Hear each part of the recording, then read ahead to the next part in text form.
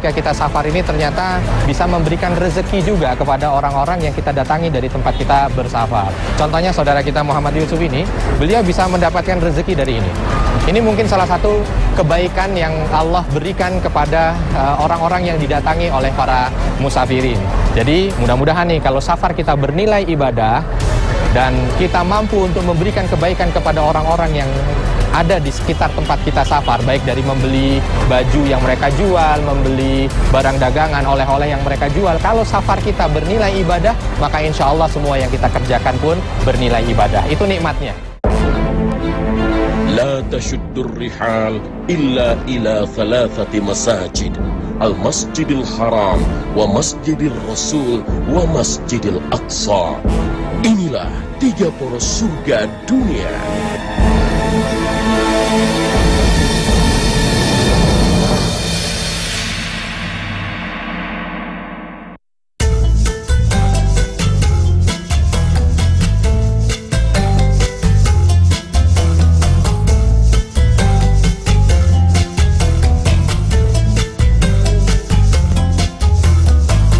Sahabat yang dicintai Allah, sempatkanlah diri kita berkeliling kota Madinah di sela-sela waktu ibadah di Masjid Nabawi. Bermodalkan uang 100 real, kita bisa menyewa mobil untuk berkeliling Madinah sambil mempelajari sirah Nabawiyah atau kisah hidup Nabi Muhammad SAW.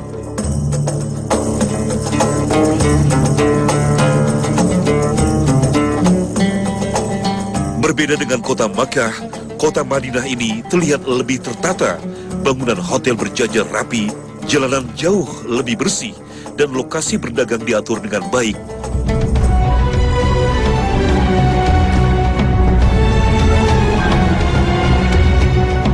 Pertanda Madinah telah menjadi kota internasional, tidak heran jika keberadaan pusat penukaran uang atau money changers bermunculan dan diatur dengan baik. Disinilah jamaah dari berbagai belahan bumi menukarkan uang tanah airnya dengan lembaran Saudi Arabian Rial atau berbelanja dan membayar kebutuhan hidup lainnya.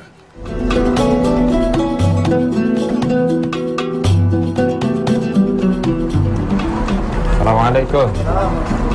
Ada takbal? La takbal. Israel takbal. Ada? Baik.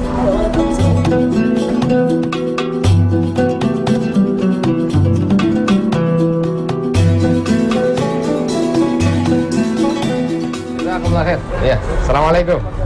Terima kasih. Sahabat yang dicintai Allah, alhamdulillah kita baru saja dari money changer ya. Ini biasanya kita lakukan ketika kita sedang melaksanakan safar atau traveling. Kita lagi punya uang yang tidak sesuai dengan mata uang di negara itu, maka kita tukarkan ya. Seperti ketika datang ke Madinah ini, sama. Saya tidak bawa uang real ya. Yang saya bawa tadi ada dolar 100 dan ada uang ini nih. Ini uang punya Israel. Ya. Uang punya Israel. Tapi ketika saya tukarkan di sini, ya karena kita habis dari Jordan kemarin menggunakan ini dari Aqsa, menggunakan uang ini, masih sisa saya ingin tukarkan. Tapi ternyata di sini tidak diterima. Ya, tidak diterima. Uang Israel di Arab Saudi tidak diterima. Maka saya tukarkan yang dolar. Nah, yang dolar diterima. Alhamdulillah 100 dolar dapat 373. Ya. Saya mengambil pelajaran dari sini, ketika kita datang ke satu negeri, kita tidak bisa memaksakan, yang pertama, uang rupiah untuk bisa dipakai. Kita mau belanja, dia bilang 100 real, kita tidak bisa. Rupiah, kadang diterima, kadang tidak. Tapi kalau seandainya tidak diterima, ya kita tidak bisa paksakan. Dan ketika kita menukar juga tidak sembarangan ternyata. Ada mata uang di beberapa negara yang tidak diterima. Al-adah muhakkamah, bahwa adat itu terkadang dijadikan sebagai hukum. Adat hukum, kebiasaan hukum. Saya datang ke sini, hukum adat di sini adalah menggunakan mata uang real. Maka saya harus mengikutinya dengan menukarkan mata uang saya kepada real. Maka insya Allah ketika kita mampu menjadi manusia yang memperhatikan adat budaya di satu daerah, ini akan dapat membantu kita untuk bisa dihormati oleh orang-orang di sekitar kita. Dan inilah poros surga.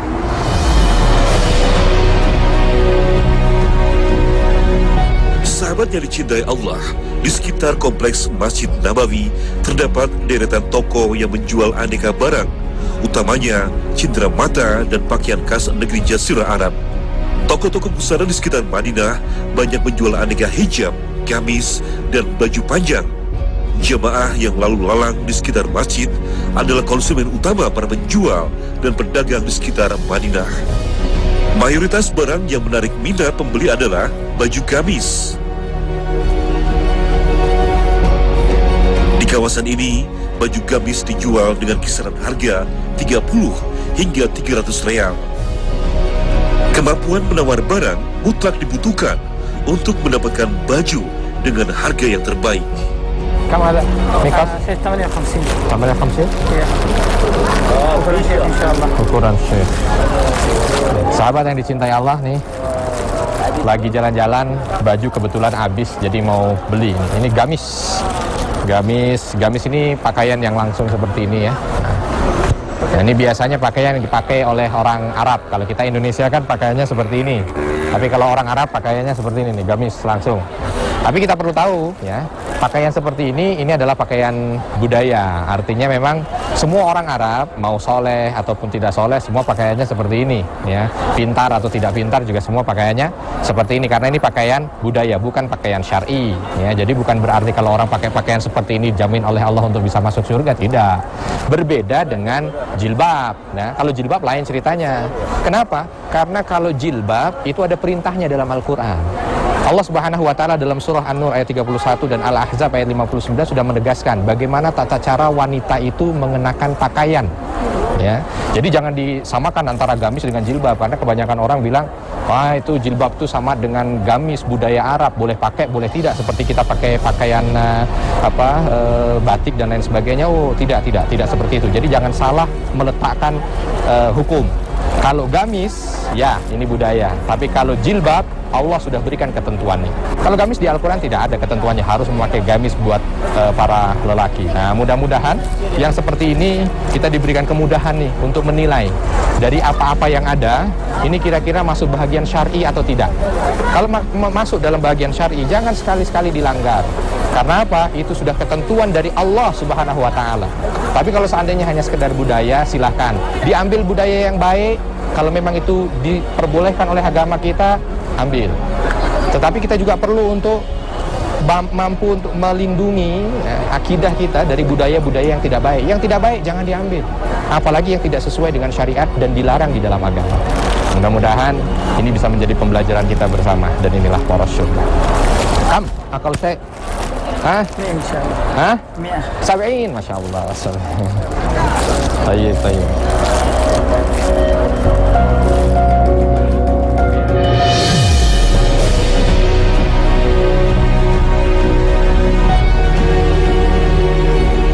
Sahabat yang dicintai Allah, setiap tahunnya Madinah dikunjungi lebih dari 2 juta orang. Padahal penduduk asli kota ini hanya berkisar 1,8 juta jiwa saja. Artinya, setengah penghuni Madinah merupakan jamaah yang berhaji atau berumroh.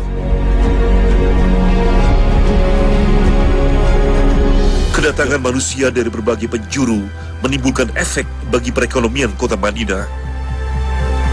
Jutaan jamaah membutuhkan penginapan, makanan, hingga cindera mata untuk sebagai oleh-oleh bagi saudara dan keluarga mereka di kampung halamannya. Maka, Madinah pun berkembang menjadi kota yang menjanjikan banyak sumber ekonomi. Jutaan manusia datang untuk bekerja dan berdagang di kota ini.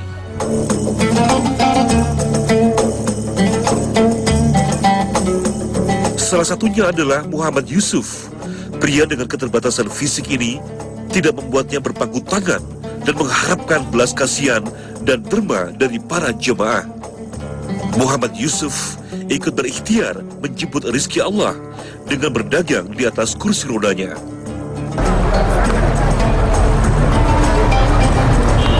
Assalamualaikum. كيف حالك؟ بخير؟ الحمد لله. في سوا؟ في سوا 10 ها؟ كم سوا 10؟ 11 ما شاء الله. كلام عربية؟ ها؟ 11 لا بأس. هذا ربا ها؟ ما شاء الله جزاكم الله خير. فين هذا سوا أخبارك طيب؟ الله يبارك فيك الله يبارك لين الحمد لله Indonesia من المال اندونيسيا؟ Jakarta جاكرتا Masya Allah بس إندونيسيا ism Mainnya Isma? Muhammad Yusuf. Muhammad Yusuf Masya Allah Muhammad Yusuf Alhamdulillah sahabat yang dicintai Allah. Indonesia Sakabubi. Hah? Sahih? Sahih? Masya Allah. Iya, iya. Sahabat yang cintai Allah, ini ada saudara kita Muhammad Yusuf ya. Beliau di sini kalau kita lagi di depan hotel, ini biasanya beliau sedang berjualan kartu untuk pulsa kalau bahasa kita ya. Ada macam-macam, ada sawah, ada mobile, ada macam-macam lah. Nah, ketika kita datang ke sini kan biasanya jamaah ini selalu membutuhkan yang seperti ini nih. Nah, karena untuk komunikasi dengan orang yang ada di tanah air. Kalau kita berbicara membeli sesuatu dari tempat di mana kita safar, saya jadi melihat bahwa ketika kita safar ini ternyata bisa memberikan rezeki juga kepada orang-orang yang kita datangi dari tempat kita bersafar. Contohnya saudara kita Muhammad Yusuf ini, beliau bisa mendapatkan rezeki dari ini. Ini mungkin salah satu kebaikan yang Allah berikan kepada orang-orang yang didatangi oleh para musafirin. Jadi mudah-mudahan nih kalau safar kita bernilai ibadah dan kita mampu untuk memberikan kebaikan kepada orang-orang yang ada di sekitar tempat kita safar, baik dari membeli baju yang mereka jual, membeli barang dagangan, oleh-oleh yang mereka jual. Kalau safar kita bernilai ibadah, maka insya Allah semua yang kita kerjakan pun bernilai ibadah. Itu nikmatnya. Ketika awal kegiatan kita awali dengan niat ibadah, maka insya Allah setiap kegiatan yang kita kerjakan, jika itu hal-hal yang bersifat mubah, itu pun akan mendatangkan kebaikan pahala untuk kita dunia dan akhirat. Dan inilah poros syurga. Dan dalam perjalanan kali ini, kami mencoba mengajak Anda mencicipi sejumlah makanan khas dari negara lain.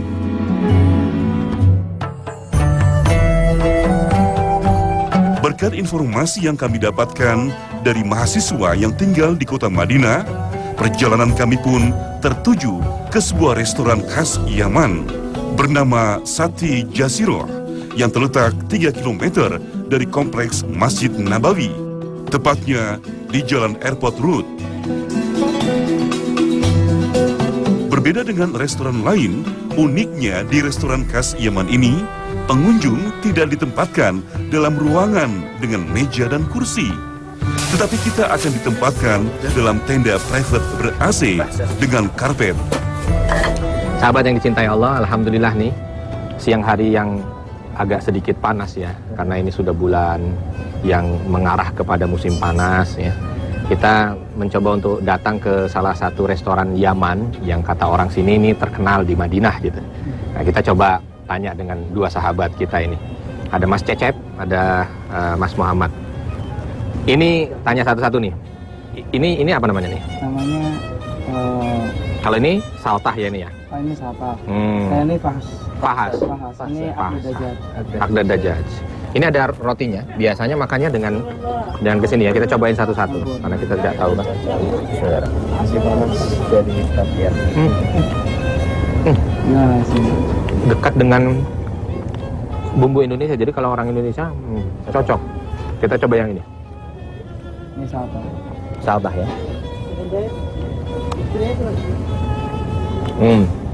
Ini pedas.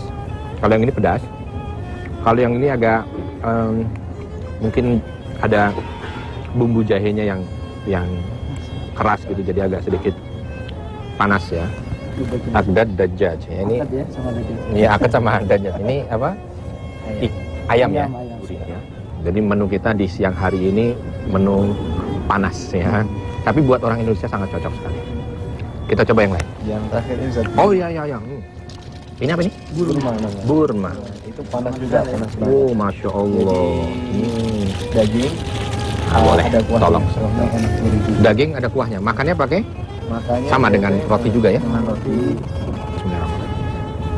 Coba. Nikmat. Kambingnya terasa Seperti kambingnya kerasa. Ini kayak sop kambing, tapi bumbunya lebih terasa lagi. Ini nasi nasi madrot lahab. madhut lahab. Iya, madrot Kita lahab. buka ya. Jadi ini daging dimasak langsung dengan nasinya jadi satu. Hmm. Kita bilangnya kebuli, tapi Nasi beda. kebuli. Oke. Ini nasi madhut ya. Kita coba bismillahirrahmanirrahim. ini. Apa namanya ini? Maksum. Maksum. Jangan menutup. Maksum ya.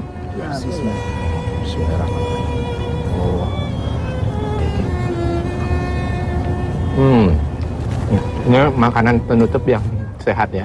Buah, madu, susu. Insya Allah mudah-mudahan sahabat sekalian yang datang ke Madinah, tidak ada salahnya karena Madinah ini kota di mana semua orang ada di sini. Ya, kita mencoba untuk menikmati makanan-makanan yang memang dibuat langsung oleh mereka-mereka yang ada di Madinah. Di restoran makanan khas Yaman, kita akan disajikan menu sebagian besar menggunakan daging kambing atau domba. Jadi jangan sampai ada memesan berlebih, karena untuk satu porsi bagi penduduk asli negara Arab bisa dimakan untuk 2 orang Indonesia.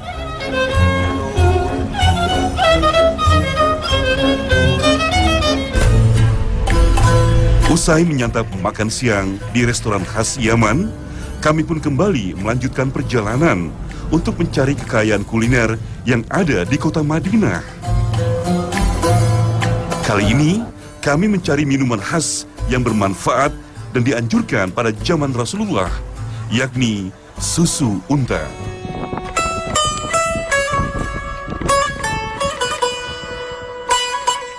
Di tempat ini, yakni di kawasan Mantiko Baydo, Anda akan menemukan sejumlah peternak atau pengembala unta di pinggir jalan di bawah kaki Bukit Bebatuan. Setiap peternak biasanya membawa beberapa ekor unta betina dan anak-anak unta.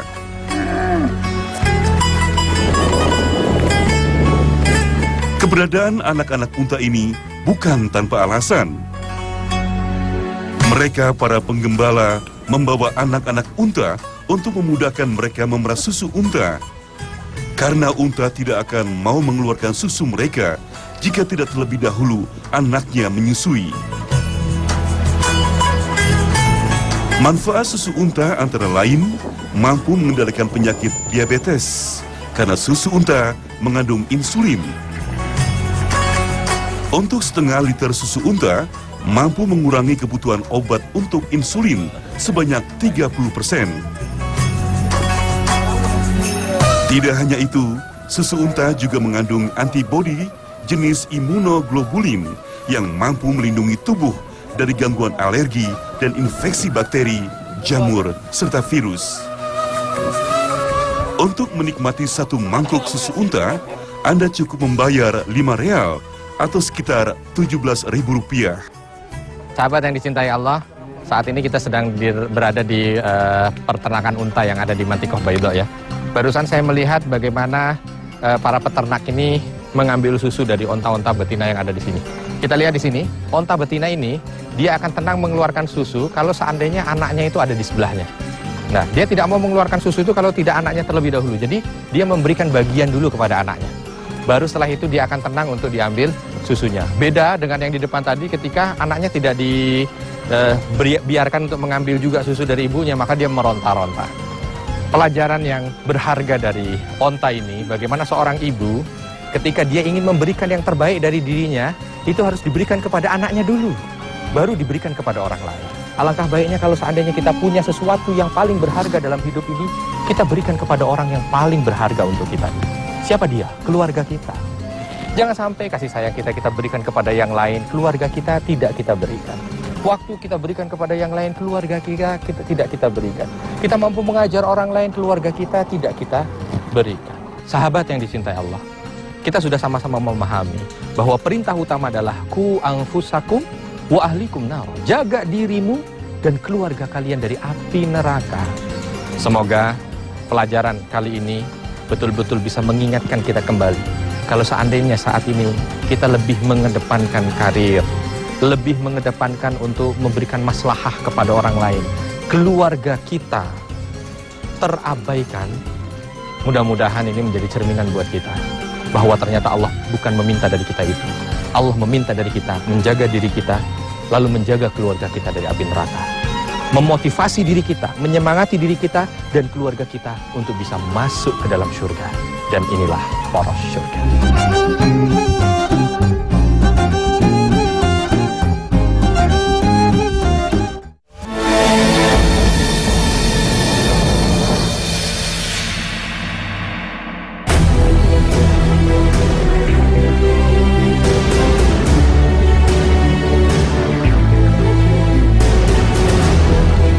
sahabat yang dicintai Allah, sebagai tamu yang akan berkunjung ke negeri orang, maka sudah sepantasnya kita para jamaah dari Indonesia harus mengenal dulu karakter dan kebiasaan masyarakat Arab agar tidak terjadi kesalahpahaman dalam berinteraksi dengan mereka selama berada di tanah suci. Dalam berkomunikasi, masyarakat Arab sangat senang melakukan mujamalah atau berbahasa basi.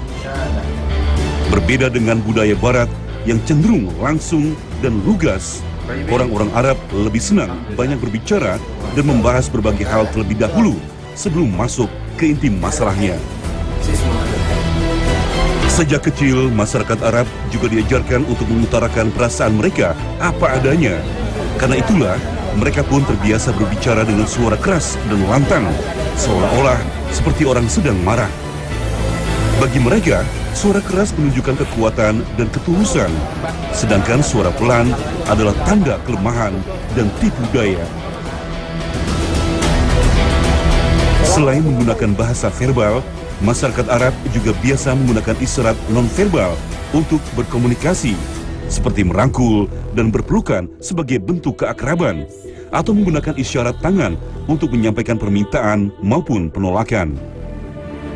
Namun demikian, sebagai tamu, kita tetap harus menghormati mereka semua dengan baik tanpa membeda-bedakannya, agar sebagai tuan rumah, mereka pun mau menghormati dan ikhlas menerima kedatangan kita dengan penuh keramahan.